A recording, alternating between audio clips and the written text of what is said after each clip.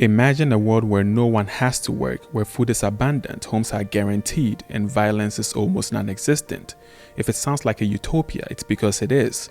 Now imagine the same world 500 days later. It's eerily quiet. No one socializes, birth rates have plummeted, the young refuse to engage, the old are indifferent. No one fights, but no one dreams either. It's peaceful, but it's dead inside. Welcome to the Universe 25 experiment, or as it's infamously known, the Rat Utopia. Hi, I'm Calhoun, and today we're going to unpack the terrifying parallels between the scientific experiment with rats and the direction modern society might be heading. We'll explore why too much comfort can destroy us and how adversity, yes, adversity, is the one thing standing between us and extinction. In 1960s, behavioral researcher John B. Calhoun created what he believed was the perfect paradise for rodents. He constructed a habitat known as Universe 25. This enclosure had everything mice could ever want: unlimited food, fresh water, temperature-controlled comfort, nesting material, and complete freedom from predators. In short, mouse heaven. Before Universe 25, Calhoun had actually been running a similar experiment for years, but none of them ever made it to the finish line. Not because the rats failed, but because the lab ran out of space. Ironically, paradise was always cut short by real estate. Universe 25 was different. This time, he had the space, the setup, and the patience to see the entire experiment through, from hopeful beginnings to the very last breath. At first, things were great. The population grew steadily. The mice explored, built nests, reproduced, and formed social hierarchies. They were thriving. But then something changed. By day 315, growth slowed. By day 560, it stopped. Social bonds deteriorated. Male mice withdrew. Some became hyper-aggressive, while others stopped mating altogether. Female mice abandoned their young and refused to nest. And then came the most eerie phenomenon. Calhoun called them quote-unquote the beautiful ones.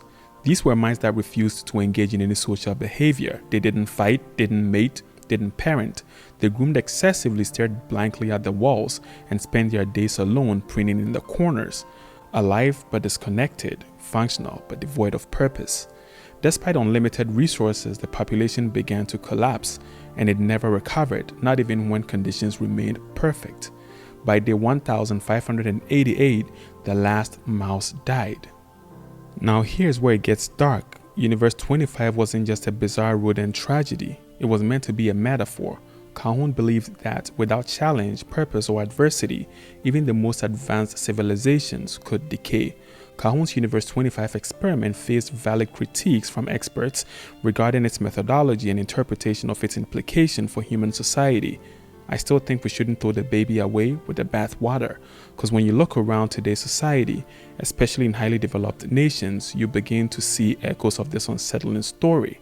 In many parts of the West, basic needs are easier to fulfill than ever before. Food delivery is a tap away. Physical labor is disappearing. Safety nets exist. Automation is reducing hardship, and life expectancy, comfort, and security have all improved. So why in the midst of all this abundance are people feeling more lost than ever? Loneliness is at an all-time high. Birth rates are plummeting across Europe, Japan, South Korea, and even parts of the United States. Antidepressant usage is skyrocketing, and a growing number of young adults are opting out of dating, marriage, and childbearing altogether. We're safer, wealthier, and more comfortable, yet also more anxious, more depressed, and more disconnected. Sound familiar? I think we have arguably become the beautiful ones. You see, evolution didn't design us to be comfortable. We didn't climb out of caves and conquer the planet by lounging on beanbags and eating takeout. We survived by struggling, hunting, escaping predators, overcoming pain, fighting the cold, wrestling with disease. That struggle didn't just shape our bodies, it shaped our minds, especially our dopamine system. Dopamine isn't just about pleasure, it's about pursuit. It's a neurochemical reward for overcoming a challenge. When you chase a goal, face a fear, solve a problem, or endure hardship, your brain says, "Here, have some dopamine. You earned it." It's why athletes cry on podiums. It's why some of the happiest people you will ever meet are those who have endured the most. Adversity creates meaning, meaning creates purpose, and purpose creates resilience. When life is too easy, when there are no challenges to overcome, dopamine doesn't hit the same way. You start to feel empty, numb. You scroll endlessly, binge watch passively, Eat without tasting, exist without feeling alive. Comfort isn't evil, but comfort without purpose, that's dangerous. If you look closely at the countries currently battling declining birth rates, increased mental health struggles, and social disengagement, they're often the most economically advanced. But inside those same countries, there's a group that is showing the opposite trend. And here's where it gets interesting. I will give my own controversial anecdotal take on this matter as to who I think is a positive control group: immigrants. Studies consistently show that first-generation immigrants in very advanced countries are more likely to start a business, more likely to marry and have children, and often report high levels of life satisfaction even while struggling financially or adapting culturally. Why? Because they're living in adversity. They left everything familiar behind. They had to learn a new language, adapt to new norms, start from zero. Every success, no matter how small, gives a huge dopamine hit. Each achievement reinforces their sense of purpose. Each struggle bonds their communities. In many ways, they are the control group in this grand quasi-human experiment. It's not that immigrants are biologically different, it's that they're psychologically awake. So what can we do to avert this phenomenon? Do we burn our beds and live in tents again? No, but we need to reintroduce meaningful struggles into our lives. Challenge doesn't mean suffering, it means choosing effort over ease. It means setting goals that require discomfort. It means building communities, creating, climbing when sitting would be easier. It means learning a new skill that frustrates you, training your body even when you're tired, building something no one asked you to build, having difficult conversations, practicing gratitude when life feels dull, taking risks that might fail but might also transform you. These struggles fire up your dopamine system in the way that it was designed to function, and every challenge you overcome adds another break to your identity, your purpose, and your reason to wake up. You start to feel alive again. And on a societal level, it means governments and decision makers fostering environments that encourage risk-taking, innovation, and resilience, not passive consumption. We need to tell the stories that celebrate grit, not just comfort. We need to create systems that reward persistence, not just privilege. We need to remember that a world without struggle isn't paradise, it's a psychological graveyard. Utopia sounds beautiful on paper: no hunger, no pain, no war.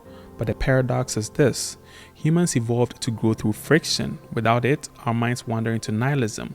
We self-destruct not because we want to, but because the mechanism that gives us meaning is malfunctioning. Calhoun's rats had everything they needed except for the reason to live. That's the core of this entire story. Humans aren't wired for endless comfort. We're wired for meaning, and meaning almost always is forged in fire. Even now, as AI rises, as jobs are replaced, as more of life is automated, we must be careful. The more friction we remove, the more intentional we must become about creating our own purpose.